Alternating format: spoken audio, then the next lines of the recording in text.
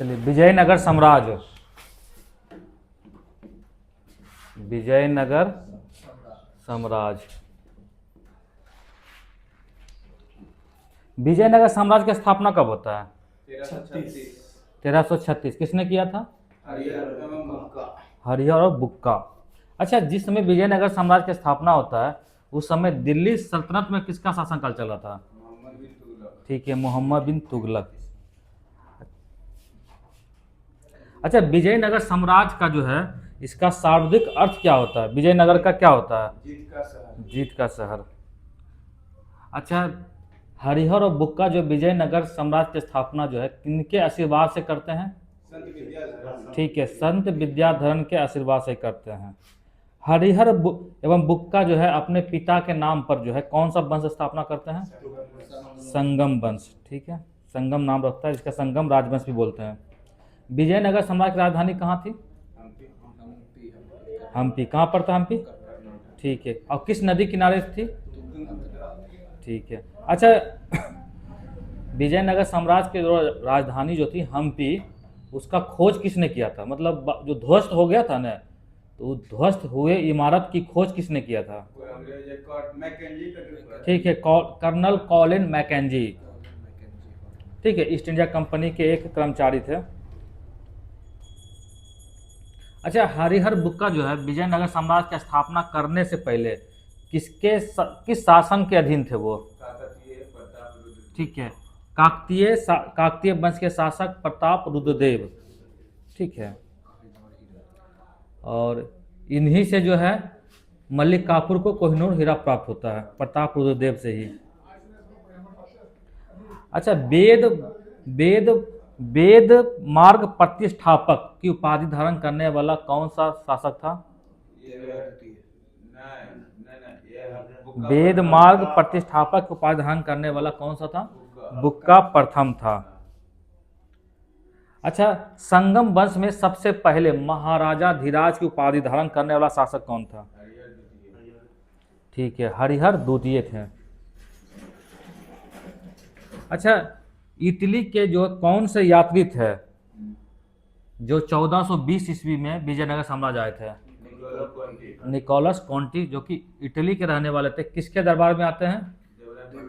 ठीक है, देवराय प्रथम के दरबार में इटली के यात्री थे निकोलस कॉन्टी, जो कि 1420 में आते हैं।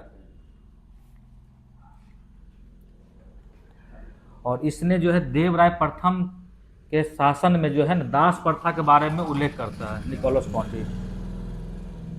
अच्छा, देवराय प्रथम जो है किस नदी के किनारे एक बांध का निर्माण करवाता है? ठीक है, तुंगभद्रा नदी के किनारे।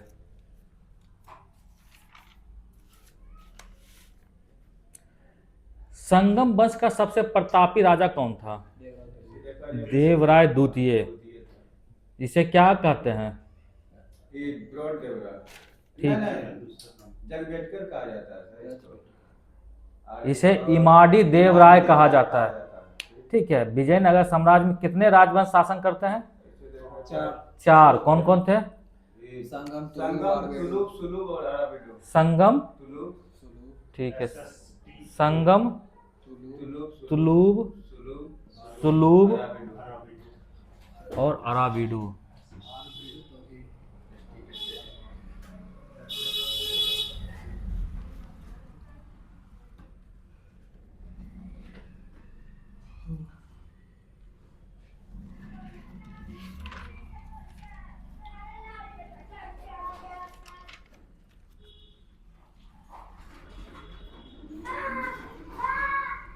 इसके पहले सुलूब आता है, उसके बाद तुलुब आता है। संगम, सुलूब, तुलुब।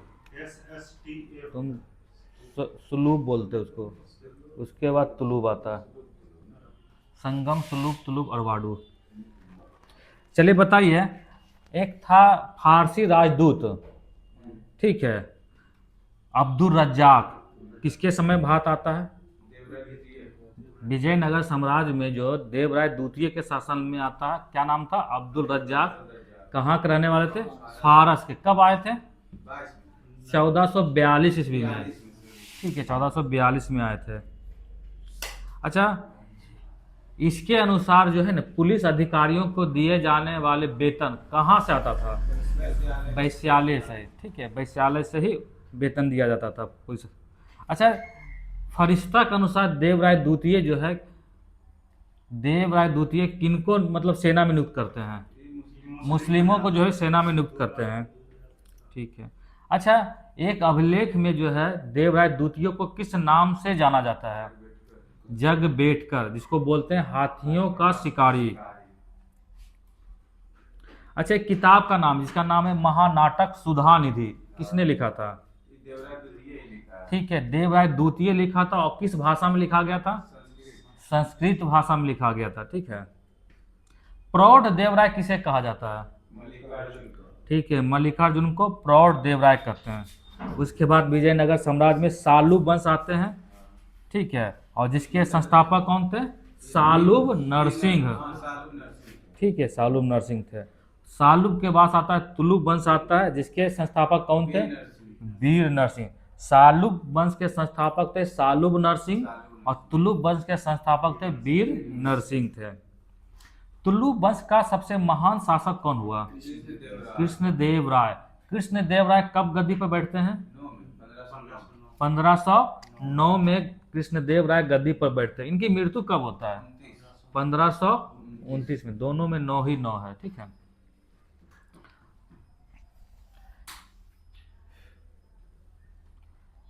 अच्छा, कृष्णदेव राय का सबसे योग्य सेनापति कौन था? कृष्णदेव राय का सबसे योग्य सेनापति कौन था? उनका नाम था सालुब तिम्मा। ठीक है। अच्छा, बाबर जो है अपनी आत्मकथा में, जिसका नाम क्या था? बाबरनामा, उसमें दक्षिण भारत के किस शासक के बारे में वर्णन करता है? ठीक है, उनका कहना था कि भारत का यह सबसे शक्तिशाली शासक, यानी कि बाबर के शासनकाल में दक्षिण भारत में कौन सा शासक शासन कर रहा था? कृष्णदेव राय थे। अच्छा, कृष्णदेव राय के शासनकाल में कौन सा यात्री आता है? ठीक है, कहाँ के यात्री थे? डोमोगस पायस।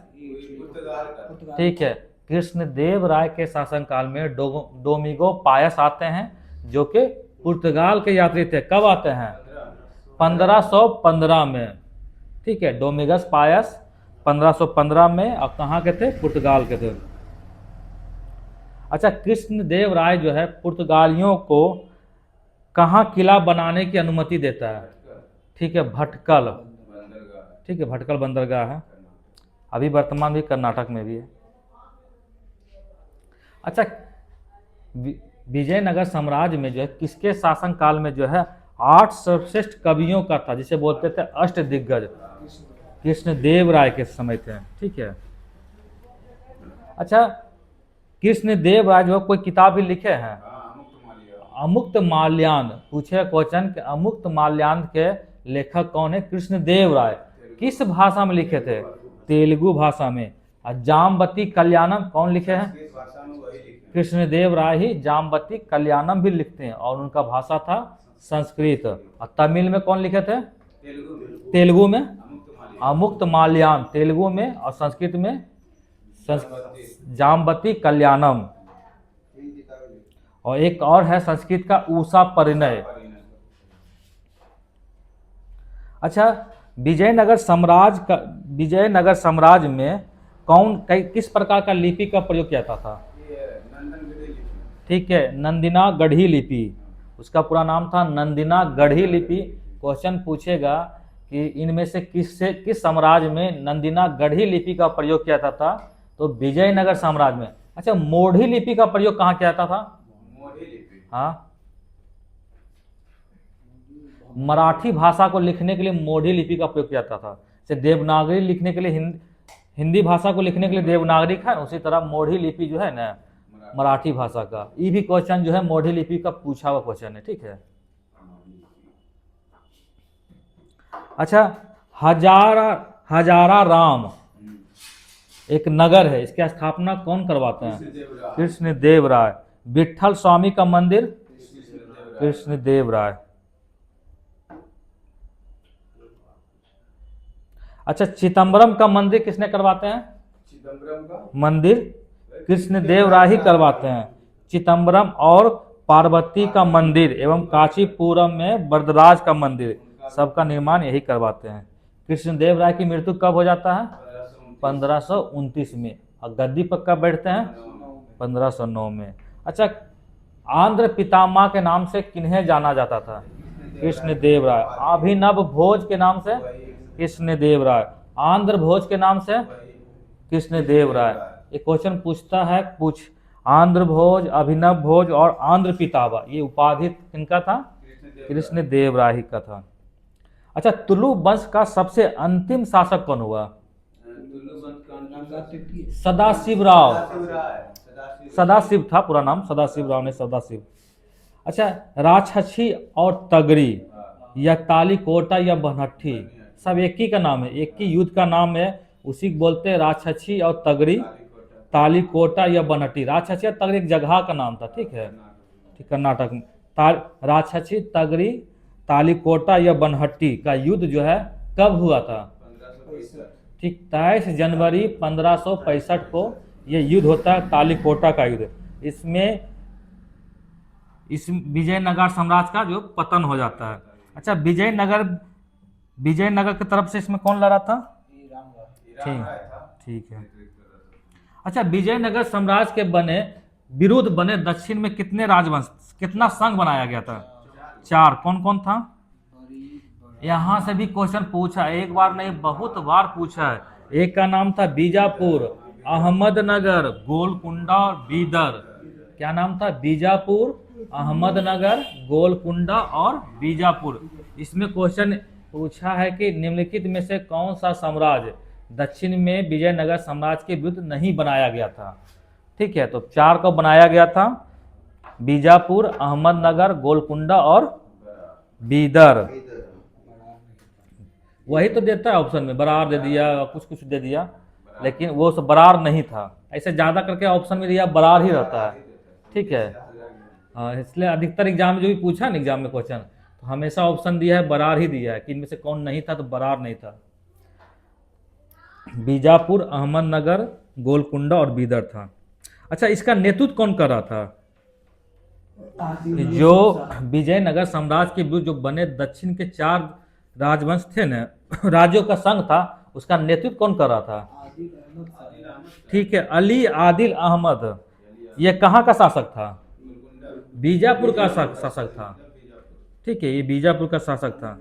तालीकोटा का युद्ध में जो है विजयनगर साम्राज्य का नेतृत्व राम राय कर रहे थे। अच्छा, विजयनगर साम्राज्य और बहमनियों के सुल्तानों के बीच हमेशा लड़ाई होता था, क्या कारण था? दो आव क्षेत्र बोलते हैं, किसको बोलते हैं? 2 नदियों के बीच की भूमि को बोलते हैं 2 आव क्षेत्र। और ऐसा इसलिए लड़ाई होता था कि यह बहुत ही उपजाऊ भूमि होता था।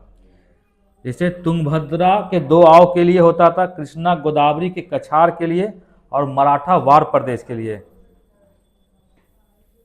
अच्छा, तालीकोटा युद्ध के बाद सदाशिव ने तिरुमल के सहयोग से कहाँ अपनी राजधानी बनाता है? ठीक है, पेनुकोंडा। विजयनगर साम्राज्य के चौथे राजवंश कौन थे? अराबेडु। विजयनगर साम्राज्य में कितने राजवंश थे? 4। कौन थे? संगम, तुलुक, अराबेडु। ठीक है। अरवाडु वंश का अंतिम शासक कौन हुआ? ठीक है, रंग तृतीय। अच्छा, मैसूर की स्थापना कौन करते हैं? वोडेयार। कब करते हैं? 1612 में। उस समय अरवाडु का शासक कौन था? अरवाडु का शासक कौन था? वेंकट द्वितीय। देखिए, वेंकट द्वितीय के समय जो है मैसूर का स्थापना होता है। कब होता है? 1612 ईस्वी में। कौन करते हैं? वोडेयार। ठीक है, वोडेयार वंश थे, वही करते हैं। और जब बाद में जब जो है न टीपू सुल्तान की मृत्यु जब हो जाती है, तो फिर जो है इसी वंश के शासक को बैठा दिया जाता है। वोडेयार वंश के शासक ही थे कृष्णराज तृतीय। ठीक है, ये सब लुसेंट में नहीं मिलेगा। नहीं। विजयनगर कालीन सेना नायकों को क्या कहा जाता था? सेना नायक नायक। ठीक है। अच्छा, अमरम किसको कहते थे? ग्रामीण ग्रामीण से जो मतलब अमरम कहा जाता था जो सेना के रख रखाव के लिए जो है विशेष भूखंड दे दिया जाता था, उसको अमरम कहते थे। इसे सेना में काम किया, ठीक है, उसके वेतन के बदले जो भूमि मिला, या आपके पास 50 को हाथी दे दिया है कि आप इसको खाना पीना करवाइए, आपको एक क्षेत्र दे दिया, भूखंड दे दिया कि उसी से आप टैक्स लीजिए, ये अनाज उत्पादन कीजिए और हाथी को पालिए। तो यही था। अयंगर व्यवस्था क्या था? अयंगर व्यवस्था क्या था? ये प्रशासन को सुचारू रूप से संचालित करने के लिए जो है एक स्वतंत्र इकाई बनाया गया था, जिसको बोलते हैं अयंगर व्यवस्था। इसमें सदस्यों की संख्या कितनी थी? 12 सदस्य थे। ठीक है। और ये कैसा था? वैतनिक था कि वो वैतनिक था? वो वैतनिक था। हाँ, इसको वेतन नहीं दिया जाता था और इनके सेवाओं के बदले जो है सरकार इसे लगान मुक्त जमीन दे देते थे। ठीक है। अच्छा, ये पद कैसा था? वंशागत पद था। ठीक है। इस पद को जो है कोई भी व्यक्ति जो है इसको गिरवी या बेच भी सकता था, और अयंगर के बिना इस अधिकारी के बिना जो है कोई भी व्यक्ति ग्राम स्तर के जमीन को न बेच सकता था न दान कर सकता था। इतना महत्वपूर्ण ये पद था। ठीक है, अयंगर।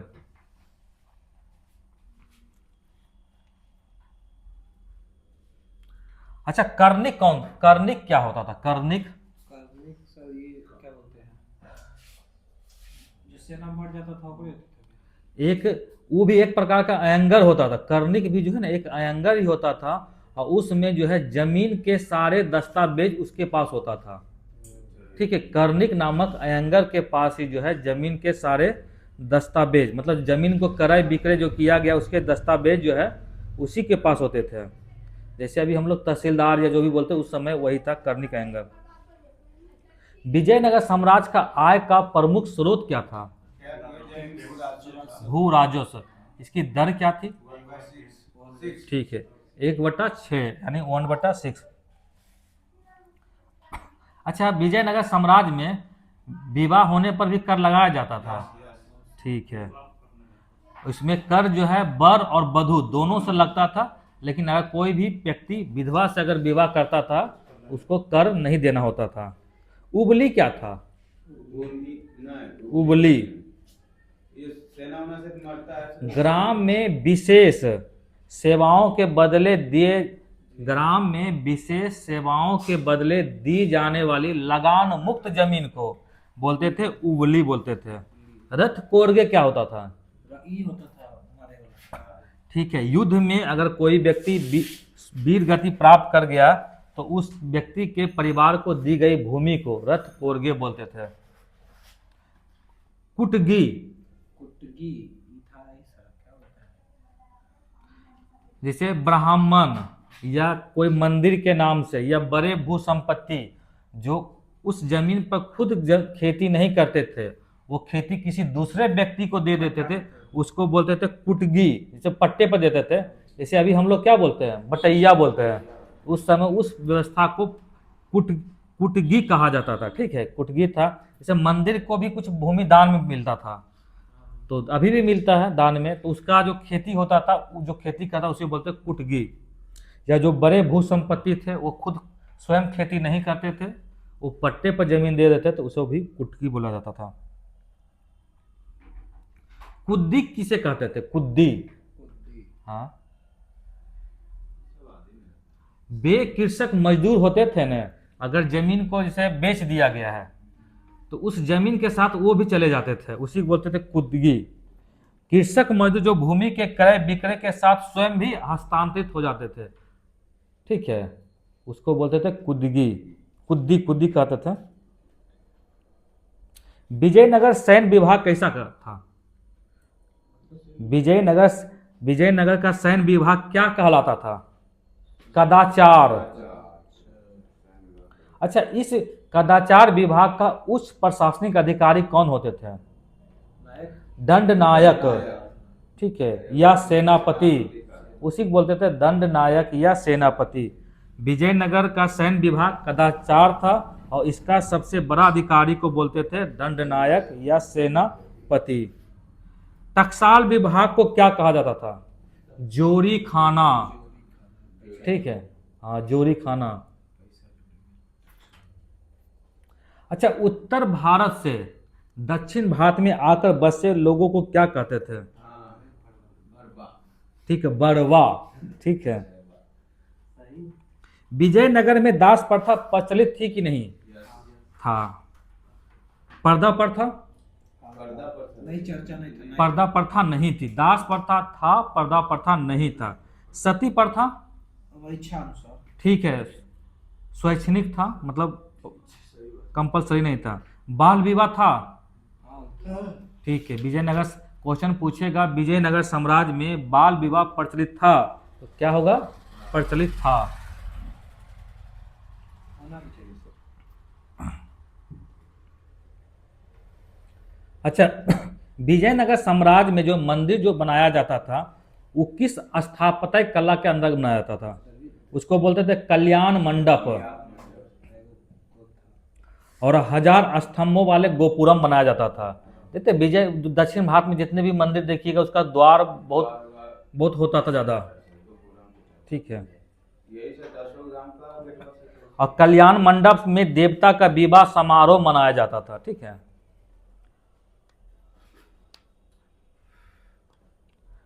अच्छा, विजयनगर साम्राज्य का जो है प्रमुख राज्योत्सव क्या था? मतलब राज का प्रमुख उत्सव क्या था विजयनगर साम्राज्य का?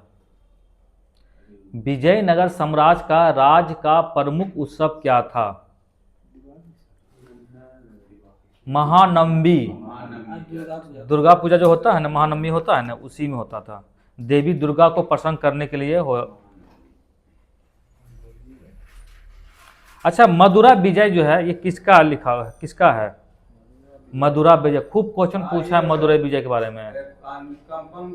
ठीक है, एक महिला लिखी थी। ठीक है, कुमार कंपन की पत्नी थी गंगा देवी, उसी का रचना है मदुरा विजय। क्वेश्चन पूछा है कि दक्षिण भारत की कौन सी महिला थी जो मदुरा विजय लिखी रचना की है? तो नाम उसका गंगा देवी और ये पत्नी थी कुमार कंपन का। बुक्का प्रथम का पुत्र था कुमार कंपन। अच्छा, कृष्णदेव राय के दरबारी संगीतकार कौन थे? लक्ष्मी नारायण। अच्छा, संत विद्याधर जो है कौन से ग्रंथ लिखते हैं? संगीत पर एक ग्रंथ लिखते हैं जिसका नाम है संगीत सार। विजयनगर साम्राज्य का सर्वाधिक प्रसिद्ध और लोकप्रिय संगीत वाद्य क्या था? वीणा था। विजयनगर साम्राज्य की चित्रकला को कौन सी चित्रकला प्रचलित थी? विजयनगर की चित्रकला जो थी, कौन सी चित्रकला जो थी जो प्रचलित थी? लिपाछी कला जिसको बोलते हैं। ठीक है। और ये लिपाछी कला कहाँ से लिया गया था? रामायण एवं महाभारत से। पूछे क्वेश्चन विजयनगर साम्राज्य में कैसी चित्रकला थी? लिपाछी चित्रकला। और लिपाछी चित्रकला कहाँ से लिया गया था? रामायण और महाभारत से लिया गया था। अच्छा, विजयनगर साम्राज्य का सर्वाधिक प्रसिद्ध सिक्का कौन सा? प्रचलित सिक्का या प्रसिद्ध सिक्का जो बोलिए, कौन सा था? सोना का सिक्का था बराहा। ठीक है, जो कि 52 ग्रेन का होता था, 52 ग्रेन का होता था बराहा नामक सिक्का। पूछे क्वेश्चन जो बराहा नामक सिक्का किस धातु का बना था? सोना का था। कितने ग्रेन का था? 52 ग्राम, 52 ग्रे का था ग्रेन। और विजय जो कि विजयनगर साम्राज्य का सर्वाधिक प्रचलित सिक्का था। और चांदी के छोटे सिक्कों को क्या कहा जाता था? तार। ठीक है। अच्छा, कुछ कुछ का नाम बताना है जो कि विदेशी यात्री विजयनगर साम्राज्य में आते हैं। ऐसे हम पूछ लिए हैं, बाकी और कुछ बता दीजिए। जैसे निकोलस कॉन्टी किसके समय आते हैं? देवराय प्रथम। कहाँ के यात्री थे? इटली के थे। अब्दुल रज्जाक कहाँ के थे? किसके समय आते हैं? देवराय द्वितीय को 1442 में आते हैं। अच्युत राय के समय आते हैं। ये कहाँ के थे? ये पुर्तगाल के 1535 में आते हैं। डोमिगस पायस कृष्णदेवराय के कृष्णदेव राय के समय आते हैं। कब आते हैं? 1515 में आते हैं। ठीक है। बारबोसा? ये भी पुर्तगाल के ठीक। 1515 ठीक, ये भी पुर्तगाल के थे और कृष्णदेव राय के समय आते हैं। अच्छा, एक महाकाव्य जिसका नाम है अमुक्त माल्यार्क, कौन लिखे हैं? कृष्णदेव राय लिखे हैं। पांडुरंग महात्म्य कौन लिखे हैं? पांडुरंग महात्म्य। तेनाली राम कृष्णन।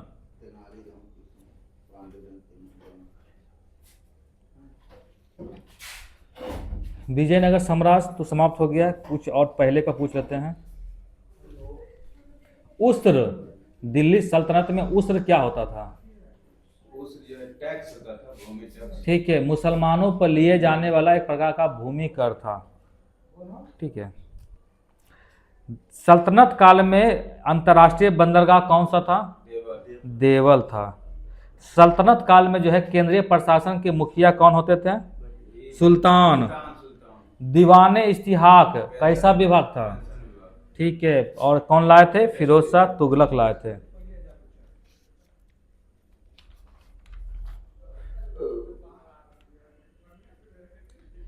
किस संत को महबूब इलाही कहा जाता था? किस संत को जो है महबूब इलाही कहा जाता था? निजामुद्दीन औलिया। ठीक है, निजामुद्दीन औलिया। इनकी दरगाह कहाँ है? दिल्ली में। और दिल्ली में इनकी दरगाह का निर्माण कौन करवाता है? ये अलाउद्दीन ये ना सर, मोहम्मद बिन तुगलक। ठीक है, मोहम्मद बिन तुगलक। अच्छा, मलिक काफूर को 1000 दिनार में गुजरात में खरीदा था, किसने खरीदा था? ये अलाउद्दीन खिलजी के कोई अच्छी था, देखिए। मलिक काफूर को 1000 दिनार में गुजरात में खरीदा गया था। गुजरात की मंडी से किसने खरीदा था? नुसरत खान। ठीक है। अमीर खुसरो का जन्म कहाँ हुआ था? अमीर खुसरो का जन्म पटियाली में, उत्तर प्रदेश। पटियाला के पटियाली? पटियाली, जो कि बदायूं के पास पड़ता है। 1252 में हुआ था। अच्छा, अमीर खुसरो के गुरु कौन थे? ये निजामुद्दीन औलिया तो गुरु है। ठीक है, निजामुद्दीन औलिया।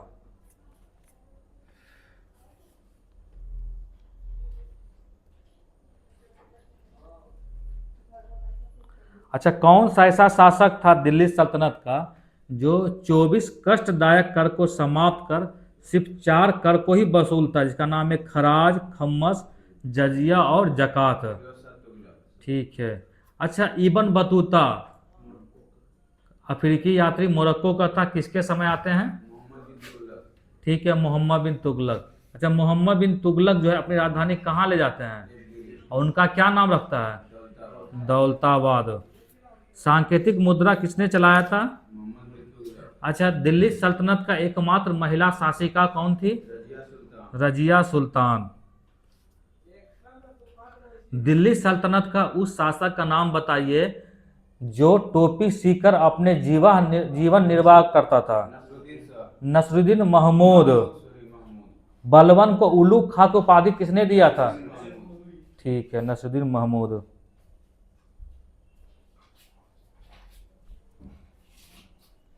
लौ एवं रक्त की नीति किसने अपनाया था? ठीक है, चलिए खत्म हो गया, थोड़ा रिवीजन भी कर दिए हैं। अब क्या है? पॉलिटी।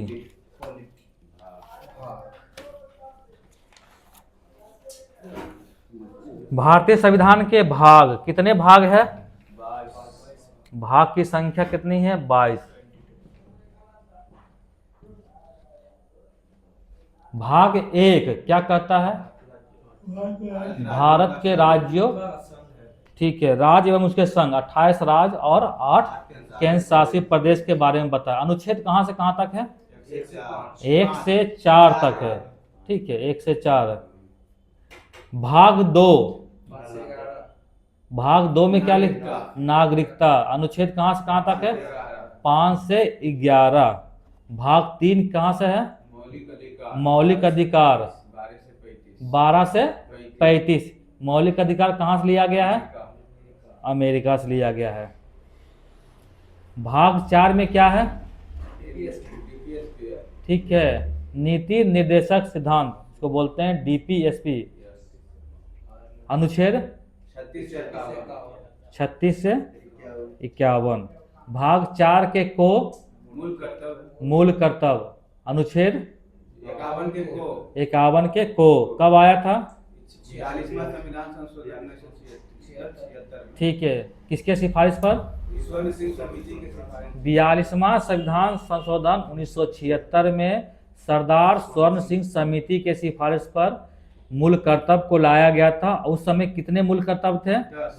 10 मूल कर्तव्य थे। वर्तमान में कितने हैं? 11 मूल कर्तव्य हैं। भाग 5 क्या है? यूनिवर्सिटी सेंट्रल केंद्रीय राज्यों का पहले क्या आता है? संघ। उसके बाद तो उसमें छोटा छोटा राज्य है, जो 28 राज्य है। तो पहले संघ आता है।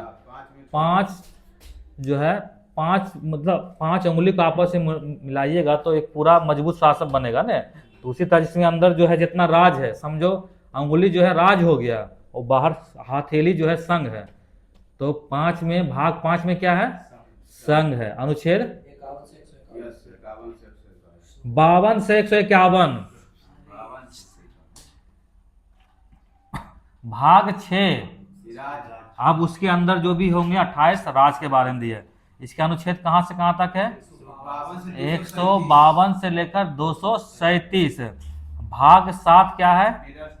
पहली अनुसूची के भाग खो के राज्य, जो कि 238 अनुच्छेद, जिसे अब हटा दिया गया, निरस्ती कर दिया गया है। भाग 8, अच्छा एक हटाइए, आप उसको डिलीट कीजिए। आप बताइए तो किस भाग में जो है केंद्र शासित प्रदेश के बारे में बताया गया है? भाग 8 में। भाग 8 कहता है संघ राज्य क्षेत्र, यानी केंद्र शासित प्रदेश। अनुच्छेद 239 से लेकर 242। 238 निरस्ती, तो 239 से 42 आएगा ना। भाग 9 क्या है? पंचायत। ठीक है, पंचायत 243 से लेकर 243 को से 9 तक है। को खो गो होता 9 होता है ना। भाग 9 के को क्या कहता है? नगर पालिका। अनुच्छेद 243 से तो से लेकर 243 यो और छो तक है। ठीक है। भाग 9 के खो, ठीक है, सहकारी समिति। इस अनुच्छेद कहां से है? 243 योज, ठीक है, यज से यन तक है। अच्छा, सहकारी समिति जो है अभी कब आया था? कौन सा अमेंडमेंट एक्ट के तहत लाया था? ठीक है, 97वां संविधान संशोधन 2011 के तहत लाया गया था। अभी वर्तमान में इसके अध्यक्ष कौन है? मंत्री, मतलब कौन है? अमित शाह। ठीक है, सहकारिता मंत्रालय भी अमित शाह के पास है। भाग 10, भाग 10 क्या है? SC ST, SC और ST। ये है 5 लिखा हुआ, ये 5 लिखा हुआ, दोनों को जोड़िएगा तो 10 हो जाएगा। हो गया SC और ST। अनुच्छेद 244 से लेकर 244 क तक है। भाग 11, भाग 11 क्या है? संघ और उसके राज के बीच क्या है? शक्तियों का बंटवारा।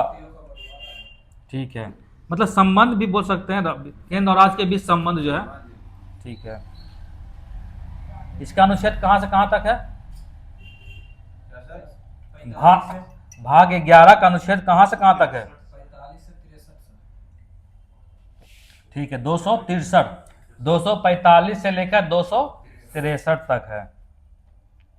भाग 12 क्या कहता है? वित्त, संपत्ति और संविदाएं। ठीक है, और ये कहां से कहां तक है? 264 से लेकर 300 को तक के है। भाग 13, में है भारत के राज के अंदर होने वाले व्यापार। 301 से 307 ठीक है, भीतर व्यापार एवं वाणिज्य समागम। फिर से बोलिए, भाग 13 क्या है? व्यापार से संबंधित है। ठीक है, भारत के अंदर होने वाले व्यापार और वाणिज्य। ठीक है, अनुच्छेद कहां से कहां तक है? 301 से लेकर 307। आपको इस अनुच्छेद यहाँ पढ़ने से फायदा पता है क्या होगा? जैसे कोई मान ली कोई क्वेश्चन हो गया, जैसे क्वेश्चन आ गया कि वाणिज्य और व्यापार से संबंधित क्वेश्चन है, आपको पता ही नहीं कि अनुच्छेद किस में है, आप एक कॉमन सेंस लगा सकते हैं कि ये तो वाणिज्य और व्यापार 301 से 307 तक है, यानी इसके बीच ही कहीं होगा। अब 4 ऑप्शन है, अगर आप 50-50 भी छाड़ दीजिएगा, कम से कम 50% चांस तो है सही होने का। क्या उसमें तो अच्छा, संघ और राज्य के अधीन सेवाएं, जो संघ लोक सेवा राज्य लोक सेवा आयोग जो होता है, ये किस अनुच्छेद किस भाग में है? ये भाग 14 में है। भाग 14 में है। और ये किस अनुच्छेद से है? इस 15 तक है। 308 से लेकर 323 तक है। आप अनुच्छेद 315 जो बता रहे हैं ना, राज्य संघ लोक सेवा आयोग, हाँ उसमें भी राज्य के अधीन जो से होता है ना, उसके भी भाग 14 के को, ये क्या है? ये प्रशासनिक व्यवस्था अधिकरण है, मतलब है ये है 323 से लेकर 323 के खो तक है। भाग 15 वेरी वेरी इंपॉर्टेंट, भी आई जितना मार सकते इसको। भाग 15 निर्वाचन, ठीक है, कहाँ से कहाँ तक है? 324 से लेकर 329। अब इसे क्वेश्चन बोल दिया निर्वाचन आयोग से संबंधित क्वेश्चन आ गया। अब ऑप्शन में को दिया 320 दे दिया अनुच्छेद, 329 दे दिया है, 324 दे दी, मतलब 329 हो गया, 319 हो गया, इस टाइप से है। तो आपको तो समझ में आ गया कि अगर निर्वाचन आयोग है तो अनुच्छेद क्या हो सकता है? 329 हो सकता है। उसके पहले तो यही जो बीच रहेगा, तो यहाँ आपको छाटने में काम आ जाएगा। भाग 16 मतलब 30 है ना, कुछ वर्गों के लिए विशेष उपबंध दिया गया है। 330 से लेकर 342 अनुच्छेद के बारे में इसमें वर्णन है। भाग 17 भी इंपॉर्टेंट है, भाषा से है। राष्ट्रीय भाषा की राजभाषा, राजभाषा। राजभाषा। अच्छा, भारत का राष्ट्रीय भाषा क्या है? कुछ नहीं, भारत का राष्ट्रीय भाषा है ही नहीं है, भारत का राजभाषा है, ठीक है, हिंदी। भाग 18 ये तो अच्छी से है सर, मतलब लिपि से नहीं इसको। भाग 18 ये भी आई है, आपातकाल, ठीक है, 352 से लेकर 360 तक है। भाग 19 भाग 19 ने यानी प्रकीर्णन, ठीक है, और ये अनुच्छेद 361 से लेकर 367 तक है। अब भाग 20 भी आई भी है, 368 है, संविधान संशोधन।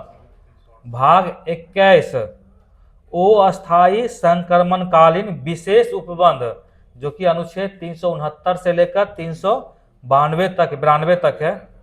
भाग 22 संक्षिप्त नाम, प्रारंभ, हिंदी, प्राकृतिक पाठ और निरसन, 393 से लेकर 395 तक है। जैसे क्वेश्चन अगर बहुत सा लड़का क्या है, भारत का राष्ट्रीय भाषा पूछ दिया, वहां मार के हिंदी चल आया, टेम्पो में गिन लिया, नंबर हो गया है, इतना सही है। अब वहां जब भी रहेगा ऑप्शन में रहेगा इनमें से कोई नहीं रहेगा, कभी वो कुछ नहीं देगा, वो इनमें से कोई नहीं ऑप्शन देगा ही देगा, ठीक है। इसलिए क्वेश्चन को सही ढंग से पढ़ना है। फिर से कुछ कुछ भाग के बारे में बताना है, हम पूछेंगे, ठीक है, जो इम्पोर्टेंट, ज्यादा इम्पोर्टेंट है, जो कि एग्जाम में आने की संभावना प्रबल है। जैसे भाग 15 किसमें है, क्या चीज है? भाग 15 हो गया 329 निर्वाचन से ठीक, संबंधित सिर्फ है। भाग बताना है। अच्छा, हम चलिए बताए तो एससी अनुसूचित जाति और जनजाति के बारे में 10 हो गया। भाग 10 में है। अच्छा, आपातकाल किस भाग में है? 18 ठीक है। राजभाषा किस में है, किस भाग में है? यानी हो जाएगा 17 में। भाग 17 में। मौलिक अधिकार किस भाग में है? भाग 3 में। ठीक है। निर्वाचन किस भाग में है? वही 15 में। ठीक है। संघ और राज्य के बीच संबंध कौन सा भाग में है? भाग संबंध 11 में हो जाएगा। ठीक है, संबंध 11 है। संघ एवं राज्य के अधीन सेवाएं, अधीन सेवाएं, हाँ, अधीन सेवाएं 8 में तो अच्छी है। संघ और राज्य के अधीन सेवाएं, संघ लोक सेवा, राज्य लोक सेवा, इस सब के बारे में बताना है। अच्छा यही है सर 14। हाँ, ठीक 14 है, में। भाग 14।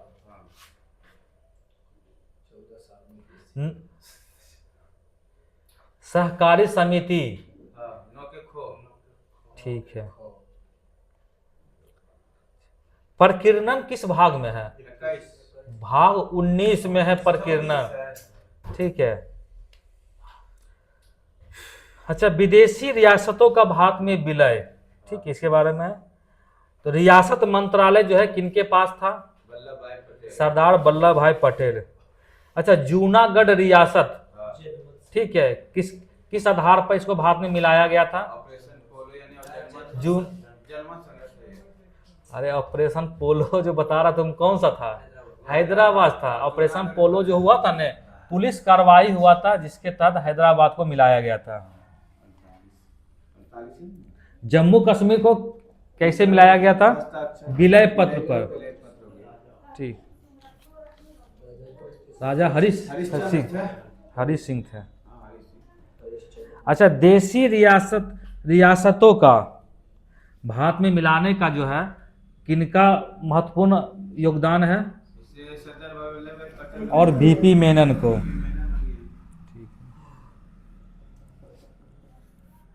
सचिव किसे बनाया गया था? ठीक है। संघ और उसके राज क्षेत्र, मतलब संघ और राज्य जो 28 राज्य और 8 केंद्र शासित प्रदेश पड़ते हैं उसके बारे में है।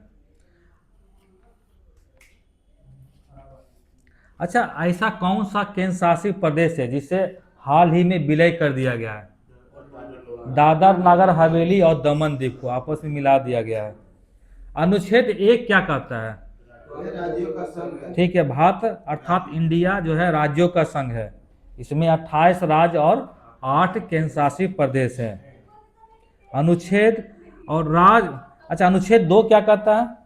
मतलब वही किसी भारत की संसद को विधि द्वारा, ऐसे भारत की संसद जो है विधि द्वारा नए राज्यों का निर्माण कर सकता है। कोई बाहरी राज्य अगर इसमें प्रवेश होना चाहता है तो एग्जाम्पल फॉर बताइए, कोई ऐसा राज्य है जो कि अनुच्छेद 2 के तहत शामिल हुआ था?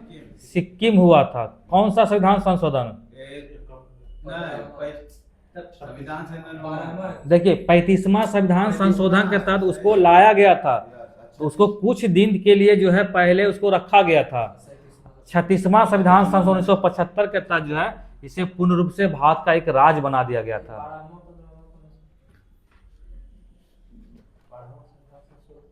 अच्छा, भाग 3 क्या है? भाग 3 नए राज्य में मतलब नाम में परिवर्तन या उसको अलग राज्य बना सकते हैं, यही है। ठीक है, वर्तमान जो राज्य है उसको तोड़कर नए राज्य की स्थापना करना और उसके नाम में परिवर्तन। अभी सुनते हैं, जैसे केरल का केरलम कर दिया गया है, तो क्वेश्चन पूछेगा केरल को केरलम जो है किस अनुच्छेद के तहत किया गया है? अनुच्छेद 3। बिहार से नए राज्य झारखंड बनाया गया, किस अनुच्छेद के तहत? अनुच्छेद 3 के तहत। क्वेश्चन पूछा भी है, ठीक है, और हर ऑप्शन में जो है 2 ऑप्शन फिक्स है, अनुच्छेद 2 और 3। बाकी 2 ऑप्शन क्या रहेगा नहीं मालूम है, लेकिन ये 2 ऑप्शन कंपलसरी है, रहना ही रहना है। ठीक है, तो अनुच्छेद 2 को नहीं मारना है, अनुच्छेद 3 होगा। ठीक है।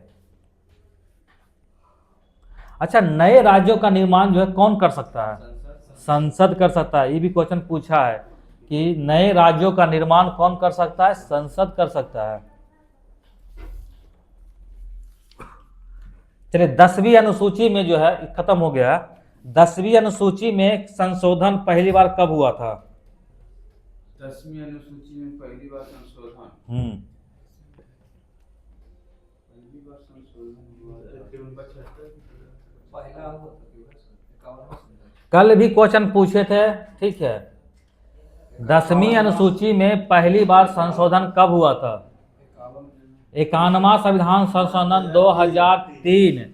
अच्छा, किस संविधान संशोधन के तहत जो है मंत्रिमंडल का आकार को निश्चित किया गया था? 91 यानी 51वां संविधान संशोधन 2003 के तहत कितना किया गया था? 15%। अच्छा, ये बताना है 10वीं अनुसूची को कब लाया गया था संविधान में?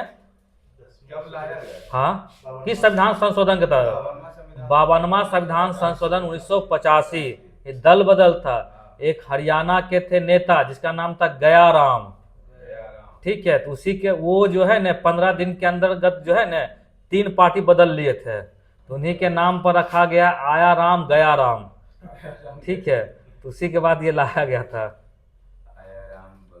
कहावत है ना, आया आया राम गया राम, तो उन्हीं के नाम पर एक हरियाणा के पार्टी के थे।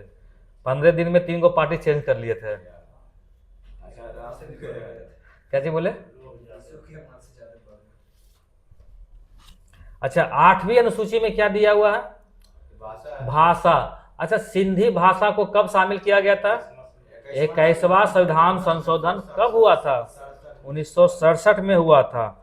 अच्छा, नेपाली, मणिपुरी, कोंकणी, इसको कब शामिल किया गया था? संविधान संशोधन 1992। ठीक है, ये सब क्वेश्चन ऐसा क्वेश्चन है ना कि एग्जाम में पूछना ही पूछना है और बहुत बार आता है। अच्छा, और मैथिली, डोगरी, संथाली, बोडो, इसको कब शामिल किया गया था? 2003 में 2003। अच्छा, बिहार का कोई भाषा को शामिल किया गया था? मैथिली को। अच्छा, बिहार का दूसरी भाषा कौन सा, दूसरे सरकारी भाषा क्या है? उर्दू है। 9वीं अनुसूची कब आया था? 9वीं अनुसूची पहला संविधान संशोधन 1951।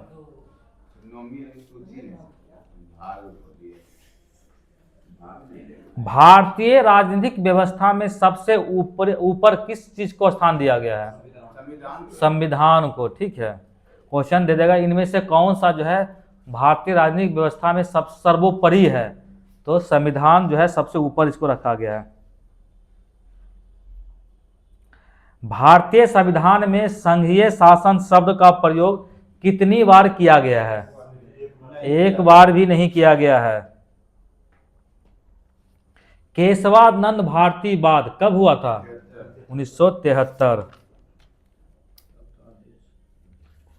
संविधान निर्माण में कुल कितने राशि का व्यय हुआ था?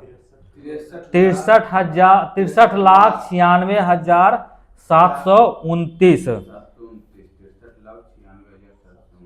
प्रारूप समिति में कुल कितने बैठक हुए थे? 141। ठीक है, 141 बैठक हुए थे।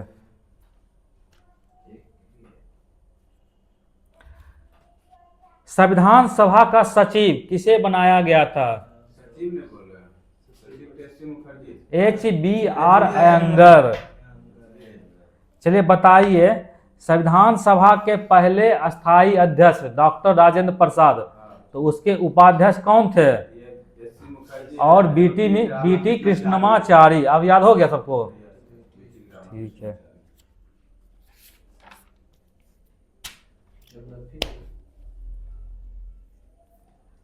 किनका कथन था 1935 के बारे में, मुझे गुलामी का अधिकार पत्र मिला है?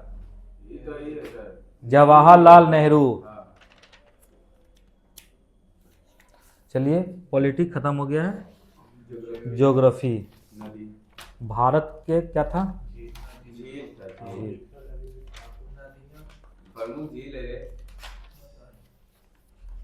भारत के प्रमुख झीलें। ठीक है, भारत की सबसे बड़ी तटीय झील कौन सी है? ठीक है, और सबसे बड़े खारे पानी की झील? ये भी चिल्का झील है। ये क्वेश्चन किस में पूछा था? इन्फोर्समेंट एसआई जो हुआ था इसके पहले वाले में ये क्वेश्चन आया था कि भारत की सबसे खारे पानी की झील कौन सी है, तो चिल्का झील ही है। चिल्का झील जो है कहाँ है? उड़ीसा में है। किस नदी किनारे है? हाँ, समुद्र के किनारे है। उसमें पानी आता था, तीन नदी, बैरागी, कौन नदी है? अच्छा, भारत में सबसे अधिक क्षेत्रफल के मामले में सबसे खारे पानी की झील क्षेत्रफल में तो वही आ जाए। कौन?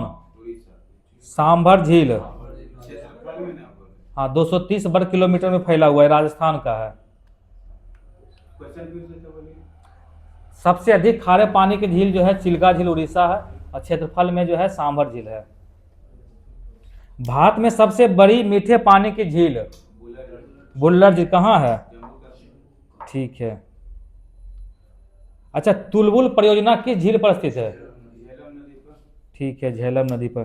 भारत की सबसे बड़ी कृत्रिम झील कौन सी है? गोविंद बल्लभ पंत। ठीक है, गोविंद बल्लभ पंत सागर। किस नदी पर बनाया गया है? रिहंद नदी पर बनाया गया। कहाँ है? उत्तर पर। अच्छा, एक ऐसे मुख्यमंत्री का नाम बताइए जिनके नाम पर जो है एक सागर मतलब कृत्रिम झील का निर्माण किया गया है। ठीक है, उत्तर प्रदेश के कौन थे? सीएम ठीक है, चीफ मिनिस्टर थे। अच्छा, पहाड़ियों से घिरे अभकेंद्रीय अफवाह वाले क्षेत्र को क्या कहते हैं? बाउलसन। ठीक। ऊट कडाल पुल कहाँ है? तमिलनाडु। ऊट कडाल पुल जो है डल झील में है, ठीक है, जो कि निशांत बाग से दिखाई देता है। ऊट कडाल पुल जो है डल झील के बीचों बीच में है, जिसे निशांत बाग से दिखाई देता है। अच्छा, श्रीनगर के आभूषण के नाम से किस झील को जाना जाता है? ठीक है, डल झील को कहते हैं।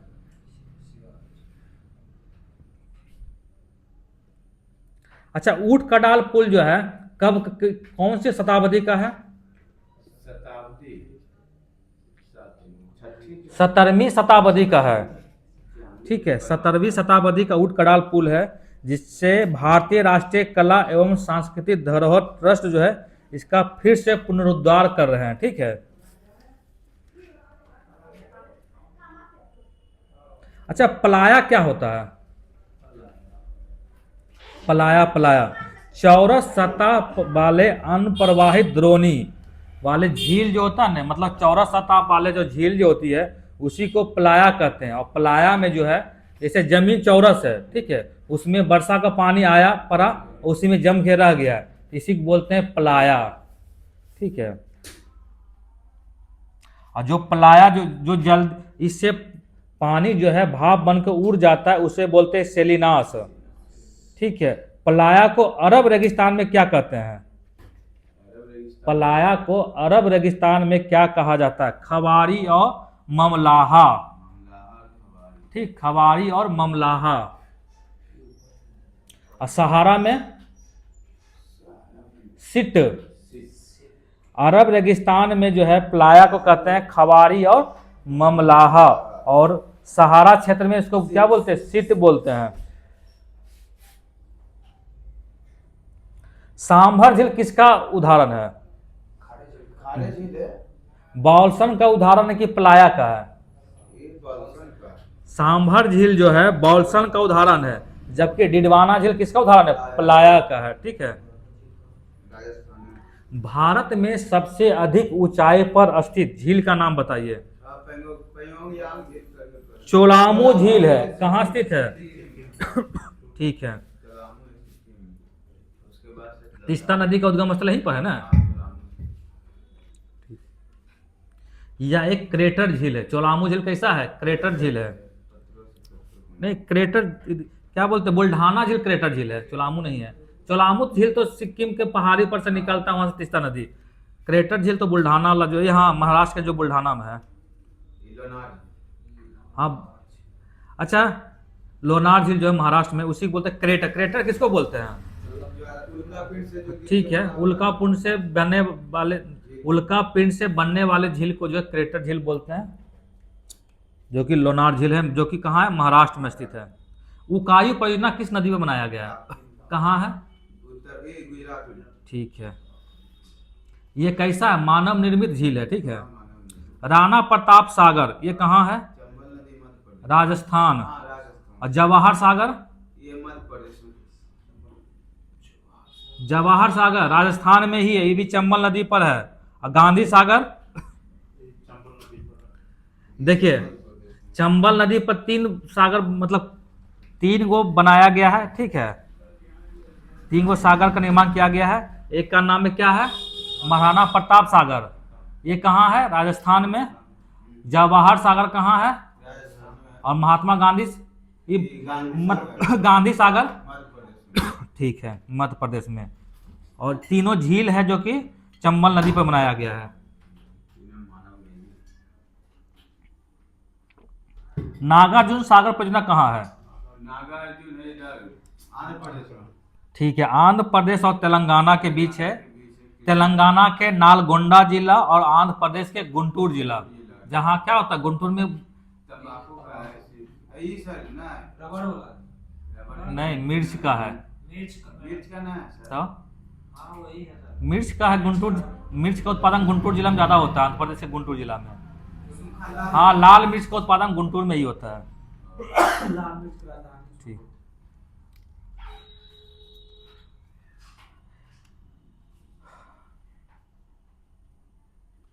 लोकटक झील, मणिपुर। ठीक है, मणिपुर में। अच्छा, पूर्वोत्तर भारत के सबसे बड़े मीठे पानी की झील कौन सी है?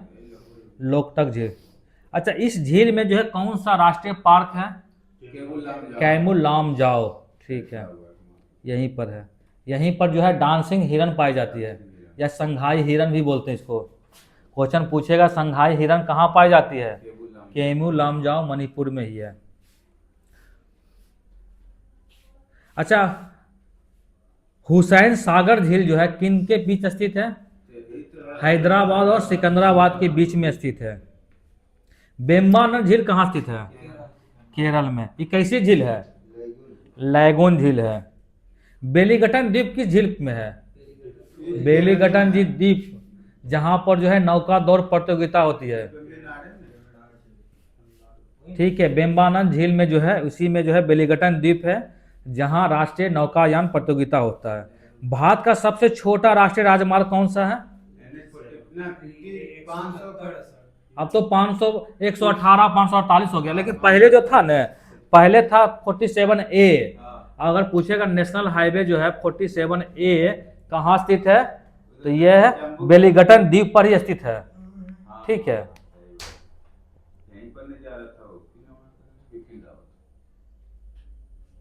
पूर्वी तट पर स्थित भारत की दूसरी सबसे बड़ी झील कौन सी है? पूर्वी तट यानी पुलिकट। ठीक है, पुलिकट झील जो है पूर्वी तट की दूसरी सबसे बड़ी झील है। इसका 84% भाग की कहाँ है? आंध्र प्रदेश में, और 16% भाग जो है तमिलनाडु में है। बैरियर टापू कहाँ स्थित है? पुलिकट झील में ही स्थित है, जहां श्रीहरिकोटा है। अच्छा, पुलिकट झील जो है उसका जल का प्रमुख स्रोत क्या है? बैगाई नदी से। नहीं सर, वो ही है। बोलिए। 3 नदी का नाम है, अरानी, कलांजी और स्वर्णमुखी। यही 3 नदियों से जो है ना उनको जल प्राप्त होता है पुलिकट झील को। बंकिंघम नहर कहाँ है? तमिलनाडु। ठीक है, पुलिकट झील के पश्चिम की ओर बंकिंघम नहर है। एशिया की सबसे बड़ी मीठे पानी की गोखुर झील कौन सी है? गोखुर झील। हाँ, कांबर झील है, जो कि कहाँ है? बेगूसराय बिहार। ठीक, गोखुर झील किसको बोलते हैं? गाय के खुर के समान जो झील होता है उसको बोलते हैं गोखुर झील। ठीक है। अच्छा, बिहार का सबसे पहला रामसर साइट वही है कांबर झील। वर्तमान में कितने रामसर साइट बिहार? 6 गो है। लेटेस्ट है ये गोभी। नहीं, कर्नाटक वाला की गोभी गोभी। हाँ। अच्छा, ये बताना है जो कांवर झील को जो है पानी जो मिलता है कहाँ, किस नदी से मिलता है? बागमती। बूढ़ी गंडक नदी से।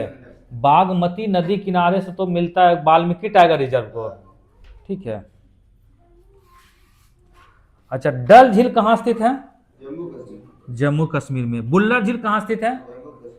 जम्मू कश्मीर। बेरीनाग झील, जम्मू कश्मीर। मानस बल झील, जम्मू कश्मीर। शेषनाग झील, जम्मू कश्मीर। अनंतनाग झील, जम्मू कश्मीर। फतेह सागर झील, राजस्थान। नागिन झील, जम्मू कश्मीर। हुसैन सागर झील, तेलंगाना। माला ताल झील, ताल यानी उत्तराखंड। पेरियार झील, ये केरल। पिछौला झील, राजस्थान। राकसताल झील, ये उत्तराखंड। नौकुचिया ताल झील, उत्तराखंड। सांभर झील, राजस्थान। कलीबेलिया झील, कालबेलिया राजस्थान। कलीबेली झील, कलीबेली। हाँ, कलीबेली। कलीबेली ठीक, हाँ। तमिलनाडु में है। और कालबेलिया नृत्य है जो कि राजस्थान का है, एक सपेरा प्रजाति है। इसको यूनेस्को में ही इसको शामिल किया गया है अमृत धरोहर में। कालबेली, हाँ हाँ सही बात है, तमिलनाडु। खेचे ओपल्टी झील, इधर से सिक्किम में। ठीक, सिक्किम में है। खेचे ओपल्टी झील सिक्किम में है। बेम्बानद झील, केरल। अष्टमुदी झील, केरल। खाजियार झील खाजियार में है, ये जम्मू कश्मीर। हिमाचल प्रदेश में है। और मणिकर्णिका जो है गर्म पानी जो कुंडवा है। कहाँ है? मुंगेर हिमाचल। हिमाचल प्रदेश में है। चिल्का झील कहाँ है? उड़ीसा। ठीक है। कोलोरू झील कहाँ है? आंध्र प्रदेश में है। लोनार झील कहाँ है? महाराष्ट्र में है। खूर पताल झील कहाँ है? ये उत्तराखंड। ठीक है, चैप्टर खत्म हो गया है। और वो भी